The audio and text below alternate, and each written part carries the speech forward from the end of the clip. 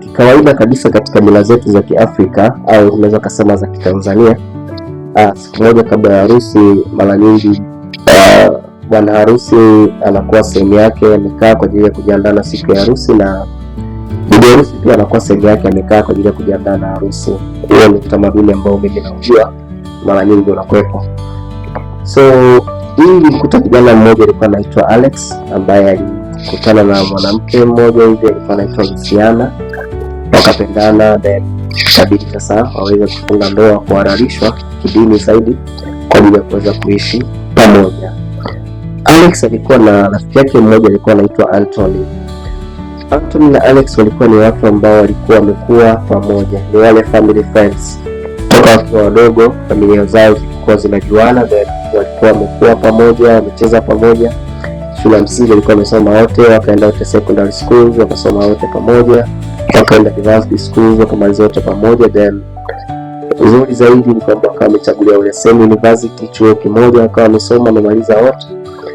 Walipomaliza chuo, basi Alex akawa ameshapata mwenza ambaye ndio Luciana. Kwa hiyo akawa ameshaweka sawa plan ya kuja kufunga ndoa na huyo Luciana.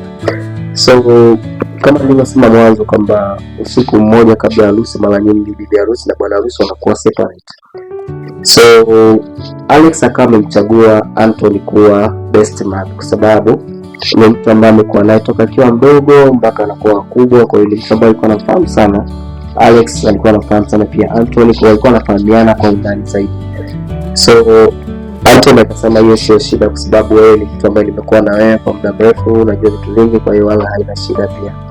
Wakakubaliana pia, lakini Anthony akampigia simu Alex akamwambia, siku ya leo ambao kesho naenda kufanya harusi, sitaweza kuwa karibu na wewe kwa sababu kuna kitu nataka nikishughulikie, lakini nakuahidi kesho asubuhi kabla ibada haijaanza mimi nitakuwa nimeshafika, tumeshavalia zile suit kwa ajili ya kwenda kufunga ile harusi. Alex alikuwa na mashaka, akamwambia Anthony, it's okay, yani hiyo haina shida kabisa, utafanya mambo yako asubuhi saa 12 tutakuja tujiandaa kwenda kanisani tukafunga harusi. Lakini cha kushtua kidogo pia, mke wa Alex ambaye ni Luciana akampigia Alex simu akamwambia kwamba usiku wa leo nitakuwa kwenye maombi mazito sana nikiombea ndoa yetu iende salama.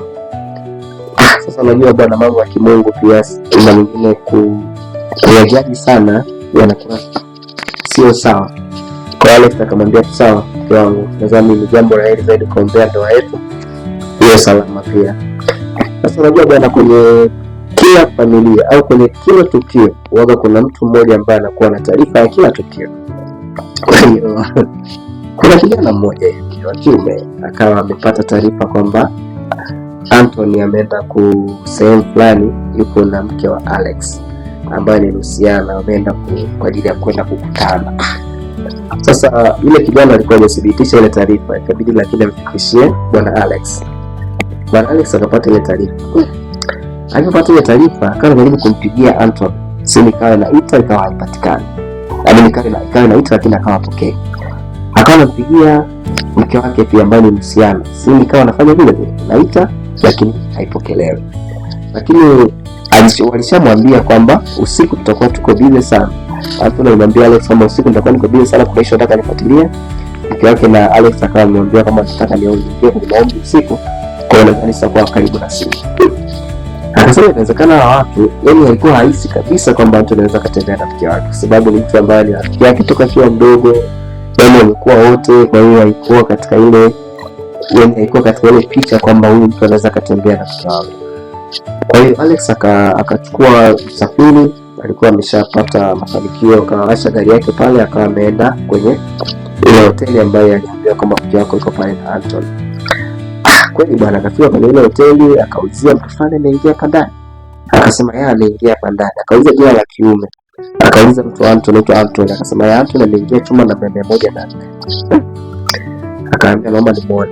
Akaambia sawa. Sasa kumbe kilichotokea ni kwamba wakati Anthony anaingia kwenye ile hoteli, Luciana alikuja kuingia bila taarifa ya mapokezi. Yaani Luciana aliingia tu kwa njia za kufika tu ndani, umeona? Kwa hiyo walipofika ndani, Luciana na Anthony wakawako pale ndani. So Alex na alipofika, alipoulizia jina la Anthony, wanaomba Anthony kutuma namba 104, ikabidi naye Anthony Alex afunge safari kuingia kwenye kile chumba. Kwa hiyo alipofika aliwakuta Anthony yuko na mke wake Luciana wakiwa katika hiyo faragha yao kufanya haya mambo. Kwa kweli ile kijana Alex alisimia baada ya kuona ile tukio. Anthony sasa baada ya kuona ile tukio limetokea vile, nakumbuka Alex ni mtu wake wa karibu sana na alikuwa anafahamiana, yani sio kumfanyia mambo kama hayo, lakini ikabidi sasa amchukue Alex amkimbize hospitalini. Alipofika hospitalini Alex kwa sababu mzigo wake kusema kama ameshazinduka, ndio hivyo akaendelea na matibabu pale. Baadaye sasa Alex akawa ameamka pale, ndugu sasa akawa ameshakuja. Unajua tayari taarifa zimeshasambaa kwamba inaonekana kuna shida fulani, kwa hiyo kesho uwezekano wa ndoa ni 1% chache sana. So akawa ameshakuja pale hospitalini,